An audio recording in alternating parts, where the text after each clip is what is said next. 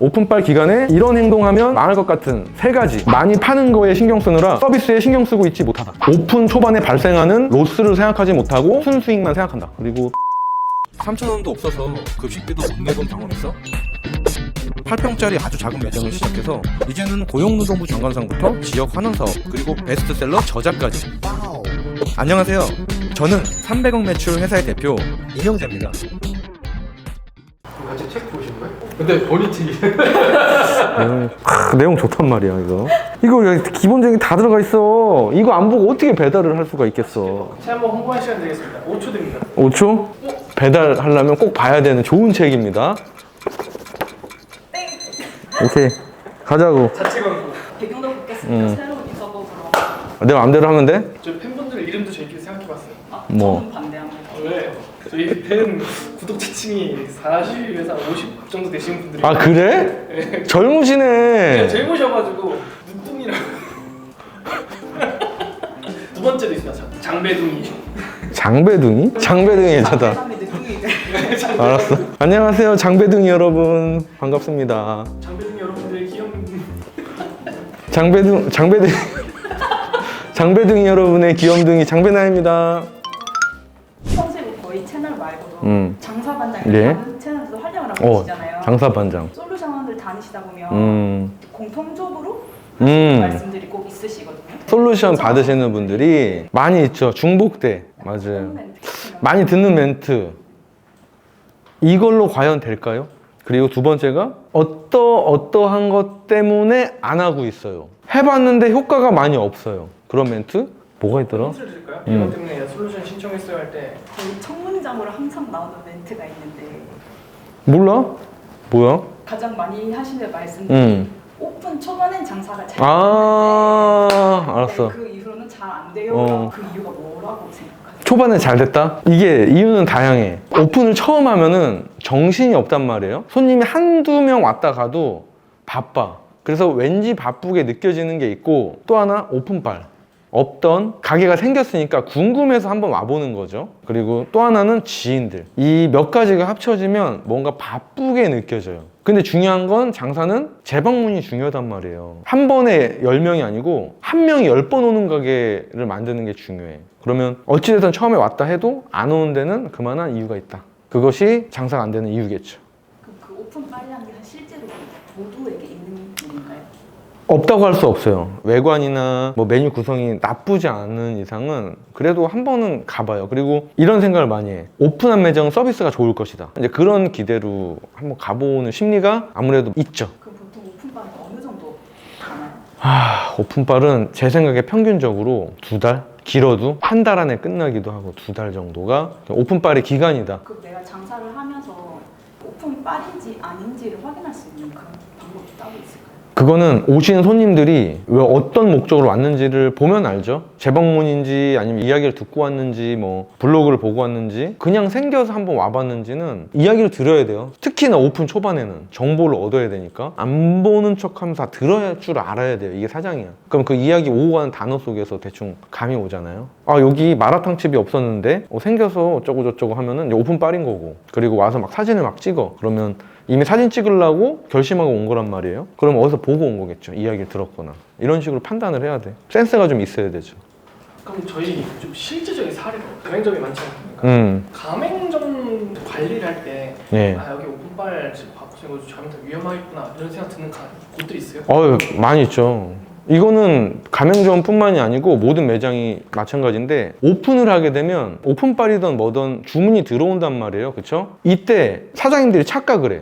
장사가 이제 잘 되나 보다. 그러면 뭐죠? 매출에 신경 쓰기 시작한단 말이에요. 그런데 초반일수록 단 한 건이 나가더라도 완벽하게 잘 나가도록 신경 쓰는 게 중요해요. 근데 주문을 이제 받아내느라 바빠서 메뉴도 꼬이고 조리도 잘못되고 응대도 막 잘못돼. 예를 들어 컴플레인 전화해요. 그러면 예? 뭐라고요? 이러면서 그냥 넘겨버리는 거야. 왜? 나는 바쁘니까. 이러면 이제 오픈빨 기간이 끝나면 재방문율은 확 떨어지겠죠. 그래서 오히려 이렇게 얘기를 해요. 처음에는 주문이 많이 들어오더라도 과감하게 조절을 하면서 단 한 건이라도 완벽하게 나가라. 매출을 신경 쓰지 말고. 그리고 비로소 완벽하게 됐을 때 그때 이제 들어오는 주문을 다 치고 나가도 늦지 않다. 한 달 장사하는 게 아니죠. 장사라는 게 길게 가야 된단 말이죠. 그래서 한 건을 하더라도 완벽하게 해야 된다.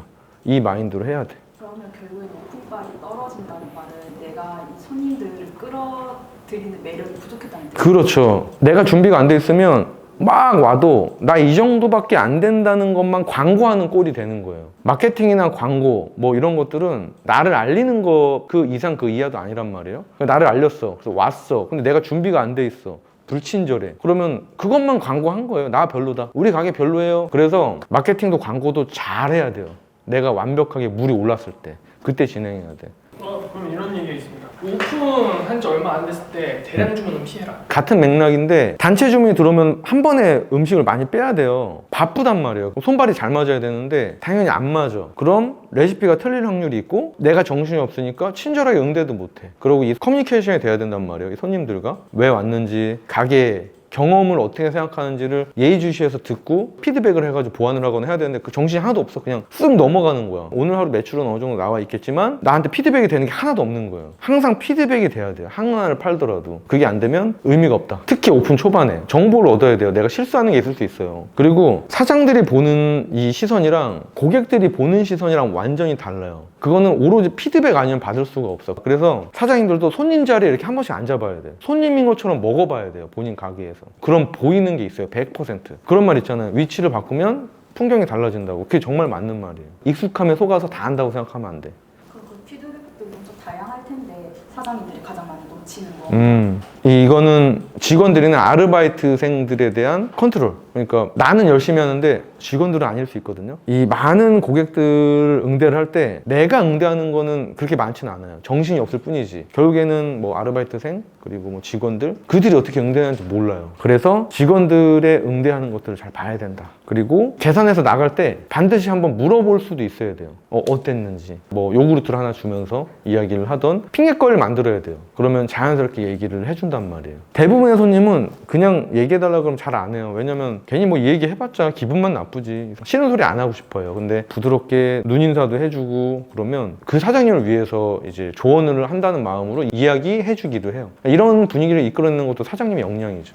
그 피드백이 사실 유지를 하는 방법이라면 이미 이제 오픈빨이 끝나고 매출이 떨어지신 분들이 있잖아요. 떨어진 걸 다시 올리려면 어떻게 해요? 그러면 해야 될 게 많죠. 뭐 마케팅도 해야 되고 뭐 SNS도 해야 되고 혹은 뭐 전단지도 돌려야 되고 요즘에 뭐 그런 거 있어요. 마케팅 동의해 주신 고객들에 한해서 뭔가 서비스나 뭐 안내 문자 보내고 이제 이런 모든 활동들 이런 활동들이 시작되는 거죠. 그럼 전주인들이 빠지는 함정이 있습니다. 오픈빨이 떨어져가지고 갑자기 매출이 반토막 나기 시작하고 막 빡빡빡 떨어지는데 맞아요. 제일 먼저 딱 시도하는 함정들. 처음에 장사가 막 잘 된단 말이에요. 근데 이때 로스가 많아. 그 서비스가 의외로 많단 말이에요. 그리고 주방에서도 손발이 안 맞으니까 실수를 해. 자, 그럼 뭐죠? 매출만큼 순수익이 안 나와. 이거는 처음에 다 겪어요. 막 주문이 막 들어오니까 막 팔아요. 막 돈 번다. 근데 이 매출이 내 수익이 아니란 말이에요. 여기서 고정비를 빼야 내 수익이에요. 근데 오픈 초반에는 이 정도 남아야 되는데 덜 남아. 그래서 어떻게 하느냐? 양을 줄이거나 재료를 다른 걸 쓰기 시작해. 내 마진을 맞추려고. 근데 초반에 열심히 하면서 버려진 이런 로스에 대해서 생각을 못 하는 거예요. 그래서 이런 경우 있을 거예요. 처음에는 뭔가 굉장히 친절하고 사장님의 에너지가 넘치고 푸짐푸짐한데 한 3달 후에 가보면은 양도 줄어있고 이거 하나 팔아도 얼마 안 남아라는 거를 이미 얼굴에서 얘기하는 사장님들이 있어요. 불친절할 수밖에 없어. 그렇게 되면. 그럼 더 안 가겠죠? 그러면서 악순환에 빠지는 거예요. 그래서 이럴 때는 어떻게 얘기하냐면 처음에는 무조건 생각보다 안 남는다. 이건 디폴트 기본값이다. 그러니까 더 해줘라. 더 해주고 더 웃고 더 친절하게. 이건 저뿐만이 아니고 외식업의 대가들 혹은 사업의 대가들은 얘기해요. 그냥 얼마 남긴다고 생각하지 말고 그냥 퍼줘서 망하는 회사 없다. 이게 기본 마인드. 오히려 퍼준다는 마인드로 행동으로 하면 떨어지는 이 과정에 다시 올라가는 티핑 포인트가 될 수 있다. 왜? 대부분의 사장님들이 떨어지면 계속 그대로 유지하거든요. 항상 사람은 자기 믿는 만큼 행동한단 말이에요. 매출만큼 안 되네? 그럼 그만큼 노력하고 그만큼 서비스해요.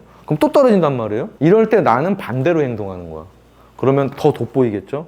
다른 많은 사장님들보다. 그래서 본능과 반대로 행동할 줄 아는 사람들이 항상 성공할 확률이 크다. 자, 열심히 준비한 사장님일수록 오픈빨에 많은 손님이 모일 텐데요. 그럴수록 안일하게 하지 마시고요. 더 길게 갈 걸 생각하면서 준비할 수 있는 시간으로 삼았으면 좋겠습니다. 노력을 하시는데도 장사가 잘 안 되시는 분들은 장사반장 채널에서 제가 직접 방문해서 솔루션을 드리니까요. 많은 관심과 신청 바라겠습니다. 오늘의 장배남 이야기 여기서 마치겠습니다.